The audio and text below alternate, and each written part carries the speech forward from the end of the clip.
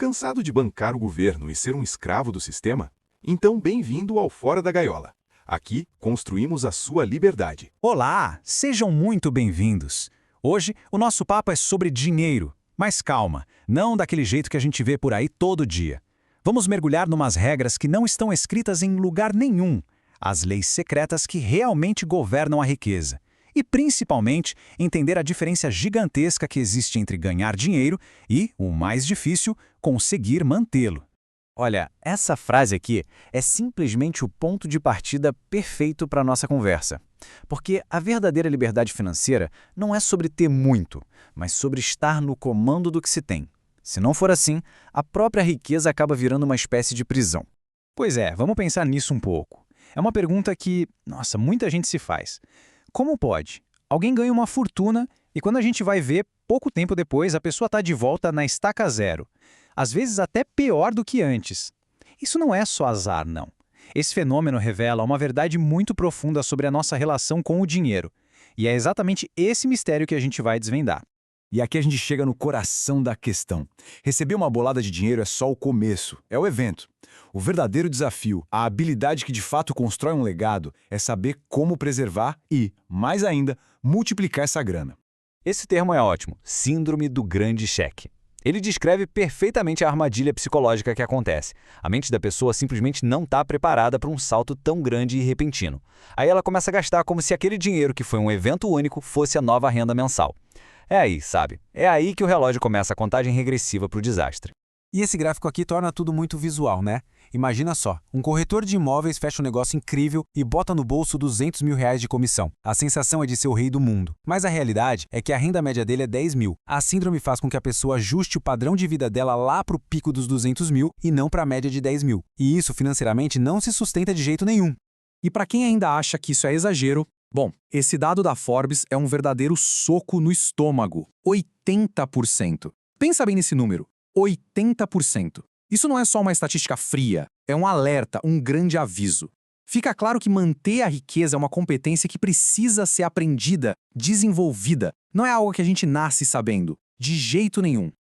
Ok, agora vamos entrar de cabeça nas leis. O primeiro conjunto fala de um equilíbrio muito delicado, o de proteger o que já se tem e, ao mesmo tempo, se expor para conseguir mais. É um jogo constante de defesa e ataque no mundo das finanças.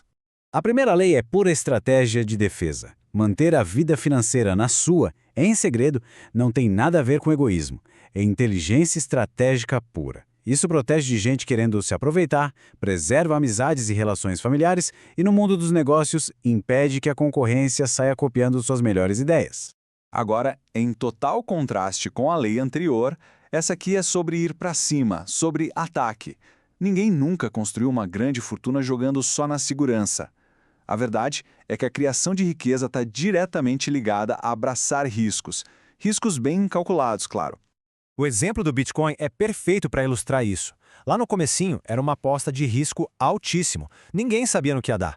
Mas quem entrou cedo, quando o potencial era só uma teoria maluca para a maioria, foram as pessoas que colheram lucros assim, extraordinários. A lógica é clara, sem um nível de risco, não existe recompensa de verdade. Vamos em frente. As próximas duas leis tratam o dinheiro quase como uma energia. Ele não é uma coisa parada, estática. Ele precisa de uma direção e, mais importante ainda, ele precisa de movimento. Então, o ponto aqui é crucial. A riqueza não é atraída por pensamento positivo ou por sonhos. Ela responde à ação, ao movimento, ao esforço direcionado. É preciso sair do sofá das ideias e ir para o campo de batalha da execução. É só assim que as coisas acontecem de verdade.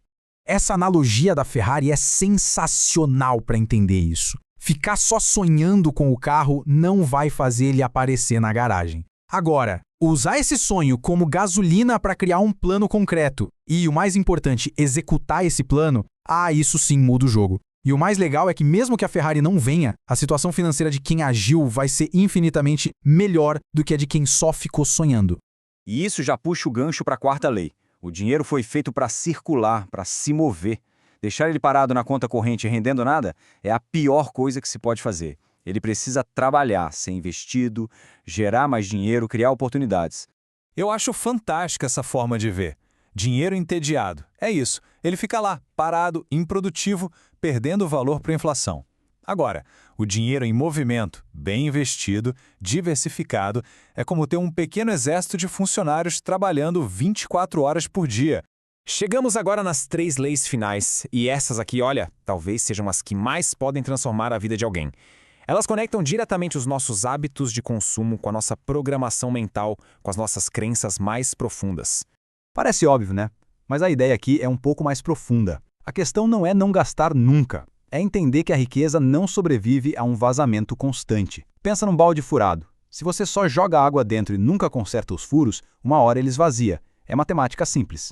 E essa lei é a solução para o problema da anterior. É o princípio da reposição. Para cada real que sai do bolso, tem que existir um plano, um sistema para trazer esse real de volta e, de preferência, que ele traga um amigo junto. É por isso que quem tem um padrão de vida alto e sustentável geralmente não depende de uma única fonte de renda, tem várias, garantindo que o dinheiro está sempre entrando. E aqui está a base de tudo, a lei mestra. O jeito que uma pessoa enxerga o dinheiro, a riqueza, o mundo, isso impacta diretamente a capacidade dela de atrair e manter grana. É a crença que ativa ou desativa todas as outras leis que a gente viu. Esse quadro deixa o contraste cristalino. De um lado, a mentalidade de escassez, que vive do medo, que paralisa as pessoas e que cria uma realidade de luta constante. Do outro, a mentalidade de abundância, que vê oportunidade em todo lugar e foca em criar valor, o que, naturalmente, atrai um ciclo de prosperidade que se retroalimenta. Certo. Então, como é que a gente junta todas essas peças? Essas 7 leis, quando a gente olha para elas em conjunto, formam muito mais do que regras. Elas criam um modelo mental, uma filosofia completa para se relacionar com dinheiro de uma forma muito mais poderosa. Resumindo, a filosofia é a seguinte: riqueza não é um bilhete premiado, é um sistema que se gerencia. Um sistema onde a mentalidade é o alicerce de tudo, onde o dinheiro trabalha para a gente e não o contrário, onde os riscos são calculados e onde a torneira que sai dinheiro é sempre equilibrada por uma ou mais torneiras que trazem dinheiro para dentro. É uma postura de comando, não de ser uma vítima das circunstâncias. E com isso, a gente fecha o círculo, voltando exatamente à nossa pergunta inicial. Mas, agora com muito mais ferramentas para pensar na resposta. Depois de conhecer essas leis, a reflexão que fica é essa. Na vida financeira, quem está no controle? A resposta para essa pergunta pode ser o primeiro grande passo para mudar tudo. Obrigado por assistir até o final. Se puder, curta e compartilhe o vídeo com seus amigos que também querem sair da gaiola. Até a próxima!